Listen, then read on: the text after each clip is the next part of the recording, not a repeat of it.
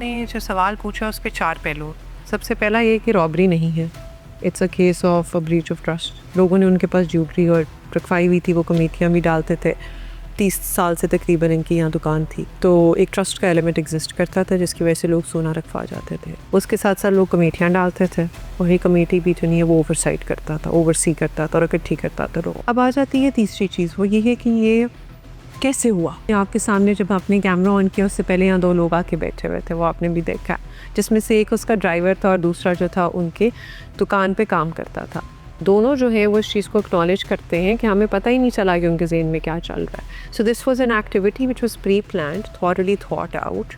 वो जब आपने ट्रेडर्स की बातें सुनी होंगी उसमें भी वो कहते हैं कि हमें कहता था कि मैंने तो 4 साल बाद मुल्क ही छोड़ देना है, 4 साल बाद मुल्क ही छोड़ देना है। तो वो बेसिकली उसने उन्हें उस बत्ती के पीछे लगाया हुआ था कि मैं तो 4 साल बाद मुल्क छोड़ रहा हूँ। तो लोगों को लगता था अच्छा 4 साल है, अभी टाइम है, तो उस टाइम से चीज़ें ले लेंगे, ये कर लेंगे, वो कर लेंगे। बट नोबडी न्यू कि इसने फ़ौरन ही मुल्क छोड़ देना। इसने अपना घर बेचा, ट्रांसफ़र करवाया दूसरे को। इसके नाम पे 3 गाड़ियाँ थी, जिसमें से एक गाड़ी इसने अपने एक फेलो जो ज्वेलर है उसको दे दी, दूसरी गाड़ी जो है वो भी बेच थी, वो रिसेंटली ट्रांसफ़र हुई है किसी और के नाम, और एक पीछे रह गई। तो everything was systematically done and well thought out. सबसे पहले उसने अपना बेटा बाहर भेजा, फिर उसने अपनी एक बेटी बाहर भेजी, फिर जिस तरह भी आपके सामने बात कर रहा था वो जो उनका ड्राइवर है, वो ये है कि बीवी, वो खुद और जो छोटी बेटी है वो इकट्ठे गायब